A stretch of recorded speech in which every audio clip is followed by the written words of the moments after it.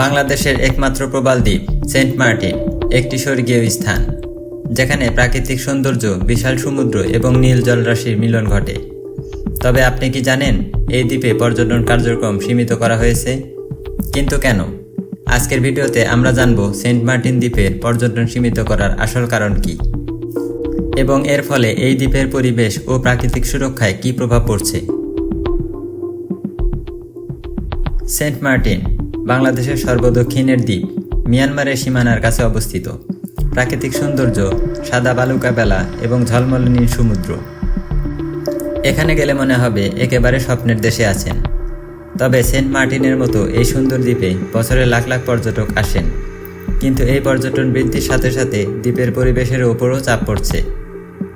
প্রথমে বুঝতে হবে সেন্ট মার্টিন পর্যটন বৃদ্ধিতে কী ধরনের প্রভাব পড়ছে। প্রতি বছর সেন্ট মার্টিনে হাজার হাজার দেশি বিদেশি পর্যটক আসে। এই দ্বীপের প্রাকৃতিক সম্পদ যেমন প্রবাল পাথর, সমুদ্র জীবন, বালুকা বেলা ইত্যাদি ক্ষতিগ্রস্ত হচ্ছে। কিন্তু কিভাবে? প্রথমত, অসংখ্য পর্যটকের পদচারণা প্রবাল প্রাচীরকে ক্ষতিগ্রস্ত করছে।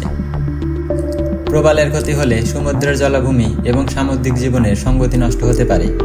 এছাড়া প্লাস্টিকের বর্জ্য ও অন্যান্য ময়লা পরিবেশে ছড়িয়ে পড়ছে, যা দ্বীপের প্রাকৃতিক সৌন্দর্যকে ধ্বংস করছে। কিন্তু এখানেই শেষ নয়। পানির নিচে থাকা প্রবাল প্রাচীরগুলো সেন্ট মার্টিনের জীববৈচিত্র্য রক্ষায় অত্যন্ত গুরুত্বপূর্ণ। এই প্রবাল প্রাচীর, যা সমুদ্র জীবনের জন্য একটি বাসস্থান হিসাবে কাজ করছে, তার ক্ষতি হলে সমুদ্রের ইকোসিস্টেম ব্যাহত হয়। প্লাস্টিক ও অন্যান্য বর্জ্য, অবৈধ মাছ ধরার কার্যক্রম এবং অযথা বর্ণনামূলক কর্মকাণ্ড পরিবেশের উপরে চাপ তৈরি করছে। এছাড়া এই দ্বীপের খুব কাছেই মৎস্য সম্পদ, যা স্থানীয়দের জীবিকার অন্যতম উৎস। অতিরিক্ত পর্যটন আর পরিবেশের ক্ষতি তাদের জন্য বড় সংকট তৈরি করতে পারে।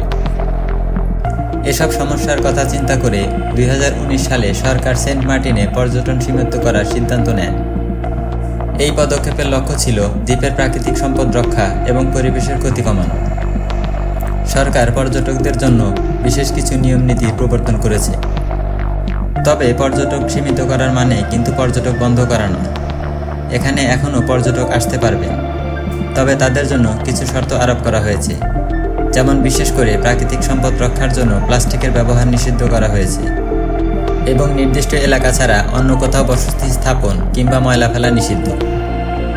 এছাড়া স্থানীয় মানুষের জন্য বিশেষ ব্যবস্থা নেওয়া হয়েছে। সেন্ট মার্টিনের স্থানীয় জনগণ অনেকাংশেই মৎস্যজীবী এবং তারা জীবিকার জন্য মূলত সমুদ্রের উপর নির্ভরশীল।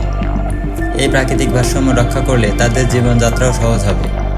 সরকার স্থানীয়দেরকে পরিবেশের গুরুত্ব বোঝানোর জন্য সচেতনতা কার্যক্রম চালাচ্ছে। একই সঙ্গে পর্যটকদের আসার কারণে স্থানীয় অর্থনীতি কিছুটা চাঙ্গা হলেও যদি পরিবেশের ক্ষতি অব্যাহত থাকে, তবে এটি ভবিষ্যতে বড় অর্থনৈতিক সংকট তৈরি করতে পারে। সুতরাং পর্যটনকে সুসংগতভাবে পরিচালনা করাটাই মূল চ্যালেঞ্জ। বর্তমানে সেন্ট মার্টিন পর্যটন সীমিত করা হলেও দ্বীপের পরিবেশ রক্ষায় সরকারের এই পদক্ষেপ বেশ গুরুত্বপূর্ণ। সেন্ট মার্টিন যদি সঠিকভাবে পরিচালিত হয়, তাহলে এটি ভবিষ্যতে আরও বেশি পর্যটকের জন্য একটি নিরাপদ ও সুন্দর গন্তব্য হয়ে উঠতে পারে। তবে এটা নিশ্চিত যে পর্যটকরা যদি সেন্ট মার্টিনের সৌন্দর্য উপভোগ করতে চান, তাহলে তাদেরও বেশ কিছু দায়িত্ব পালন করতে হবে। যেমন পরিবেশ রক্ষা, স্থানীয় নিয়ম মেনে চলা এবং কোনোভাবে প্রাকৃতিক ভারসাম্য নষ্ট না করা। সেন্ট মার্টিনের মতো একটি অতুলনীয় দ্বীপের সুরক্ষা এবং টেকসই পর্যটন নিশ্চিত করা আমাদের সকলের দায়িত্ব। আপনি কি মনে করেন পর্যটন সীমিত করা সঠিক সিদ্ধান্ত ছিল কিনা? মন্তব্য জানিয়ে দিন, এবং যদি ভিডিওটি আপনাদের কাছে ভালো লেগে থাকে তবে লাইক এবং সাবস্ক্রাইব করতে ভুলবেন না। ধন্যবাদ, আর পরবর্তী ভিডিওতে আবার দেখা হবে।